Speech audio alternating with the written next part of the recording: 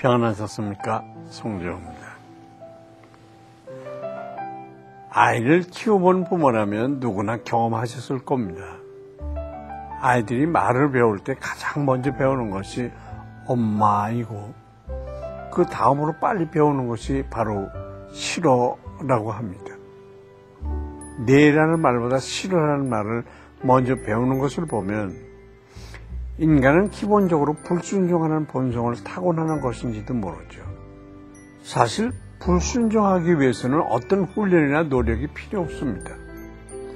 오히려 순종이야말로 훈련이 필요하고 끊임없는 노력이 있어야 합니다. 내 안에 불순종과 순종이 싸울 때 우린 주님의 사랑과 신뢰를 기억하며 항상 순종의 편에 서도록 힘써야 할 것입니다. 오늘 본문에는 회개하고 돌이킨 사람들의 명단이 나오고 있는데요. 죄인이었지만 율법을 지키기 위해 큰 용단을 내린 그들의 마음은 어땠을까요? 오늘 본문 말씀 함께 읽겠습니다.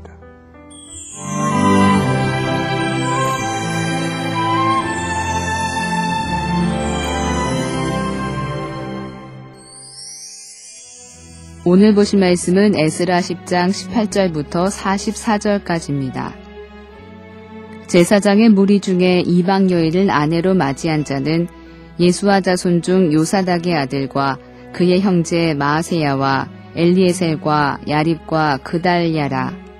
그들이 다 손을 잡아 맹세하여 그들의 아내를 내보내기로 하고 또 그 죄로 말미암아 수량 한 마리를 속건제로 드렸으며 또 인메의 자손 중에서는 하나니와 스바랴요 하림 자손 중에서는 마아세야와 엘리야와 스마야와 여히엘과 우시야요 바술 자손 중에서는 엘요에네와 마아세야와 이스마엘과 느다넬과 요사밧과 엘라사였더라. 레위 사람 중에서는 요사밧과 시므이와 글라야라 하는 글리다와 부다히야와 유다와 엘리에셀이었더라. 노래하는 자 중에서는 엘리야십이요 문지기 중에서는 살룸과 델렘과 우리였더라. 이스라엘 중에서는 바로스 자손 중에서는 라мя와 이시야와 말기야와 미야민과 엘르아살과 말기야와 분하야요. 엘람 자손 중에서는 마따냐와 스가랴와 여히엘과 압디와 여레못과 엘리야요. 삿두 자손 중에서는 엘요에네와 엘리아십과 마따냐와 여레못과 사밧과 아시사요. 베베 자손 중에서는 여호하난과 하나냐와 삿베와 아들레요. 바니 자손 중에서는 무슬람과 말룩과 아다야와 야숫과 스알과 여레못이요. 바한 모압 자손 중에서는 안나와 글랄과 분하야와 마아세야와 마따냐와 부살렐과 빈누이와 문하세요. 하림 자손 중에서는 엘리에셀과 이시야와 말기야와 스마야와 시므온과 베냐민과 말룩과 스마랴요. 하숨 자손 중에서는 마뜨네와 마다따와 사밧과 엘리벨렉과 여레메와 문하세와 시므이요.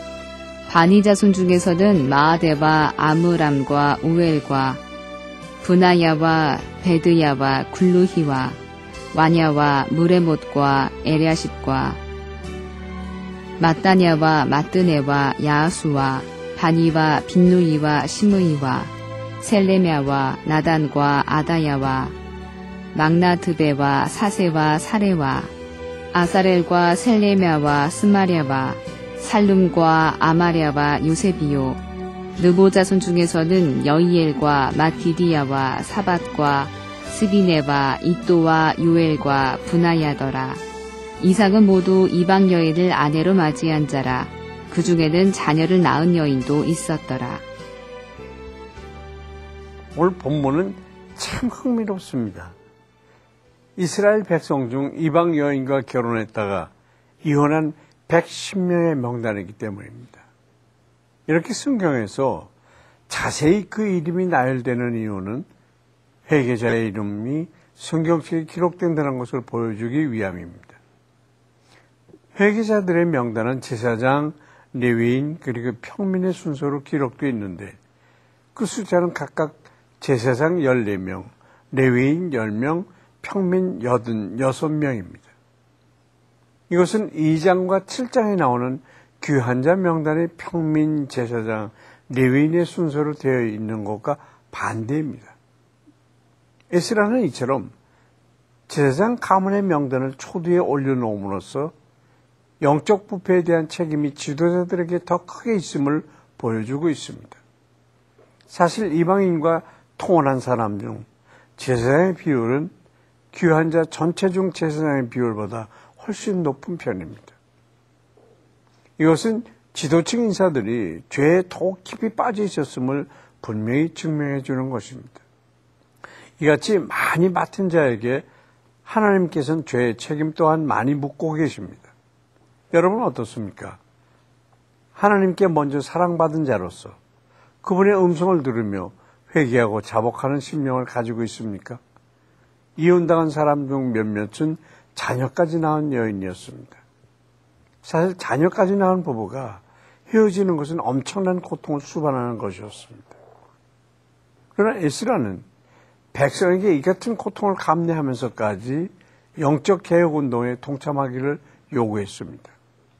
이방인에 대한 이런 조치는 다수의 이방인으로부터 문화적, 종교적 유혹을 끊임없이 받고 있던 소수의 이스라엘 공동체에게는 불가피한 일이었습니다. 이처럼 노력하지 않는다면 신앙의 순수성이 상실되고 민족 공동체가 이방 세계에 흡수되어 말살될 것이 뻔했기 때문입니다.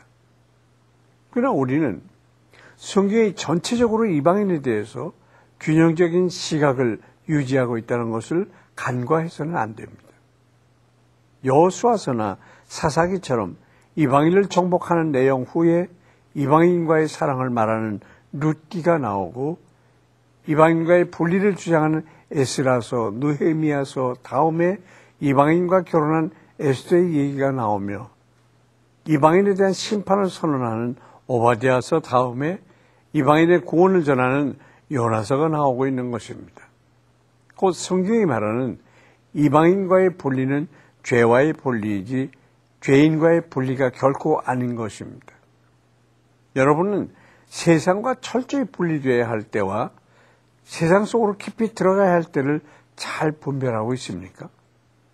죄는 미워하지만 죄인은 사랑하신 예수님처럼 우리도 지혜롭고 순결한 크리스천이 되도록 늘 기도해야 되겠습니다.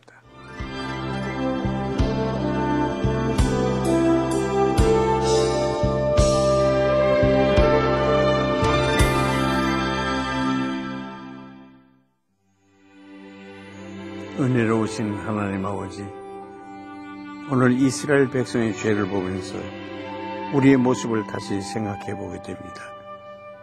무소부재하시며 모든 것을 아시는 하나님께서 우리의 마음을 살피시며 우리의 숨은 죄악까지 다 드러내 주시기를 간구합니다. 우리에게 하나님을 경외하는 마음을 주시고 우리의 이름이 회개자의 명단에 또한 생명책에 기록되는 은혜가 있게 하여 주시옵소서. 오늘도 겸손한 마음과 정직한 마음으로 하나님이 원하시는 삶을 살 수 있도록 지혜와 용기를 더하여 주시옵소서. 예수 그리스도의 이름으로 기도합니다. 아멘. 리비아의 서쪽 지방에 살고 있는 베르베르인들은 아랍어와는 다른 통자이트어를 사용하는데 과거에 카다피가 통자이트어 사용을 금지시키면서 이들과의 관계가 악화되었습니다. 과거의 카다피는 아랍 부족들을 서로 이간하고 싸움을 시켜 이들 중 어느 부족도 자신의 권력에 위협이 되지 않게 유도해왔습니다. 하지만 지난 리비아 내전으로 이 모든 것이 바뀌었습니다. 이제 베르베르인들은 다른 아랍 부족과 함께 카다피 정권을 공공의 적으로 삼으면서 다시 리비아 사회에 발을 들여놓았습니다. 무슬림인 베르베르인들이 마음을 열어 복음을 듣고 진정한 구원에 이르는 길을 발견할 수 있도록, 그리고 내전으로 인해 상처받은 사람들이 조속히 치유되고 회복되도록 기도합시다. 런던에 있는 K미술관에는 프레드릭 와츠의 희망이라는 그림이 있습니다. 이 그림에는 손수건으로 눈을 가린 한 여인이 있는데요. 이 여인은 줄이 다 끊어지고 단 하나의 줄밖에 남지 않은 비파를 연주하고 있습니다. 언뜻 봐도 참 처절하고 희망이라고는 어디에도 없어 보이는 이 그림에 작가는 희망이라고 이름 붙여줬고 수많은 비평가들은 제목을 잘못 지었다고 비판했다고 합니다. 하지만 작가는 한 가닥 남아있는 마지막 한 줄이 바로 희망을 상징한다고 대변했는데요. 그렇습니다. 어떤 절망적인 상황에서도 이렇게 끊어지지 않은 희망의 한 줄이 있는데 그것은 바로 우리 주 예수님이십니다. 모두가 비관적이고 부정적일지라도 우리는 하나님께 희망을 두어야 하는데요. 2011년 마지막 주간 오직 하나님께 소망을 두는 여러분 되시길 바라면서 송재의 큐티 동행 여기서 마치겠습니다. 감사합니다.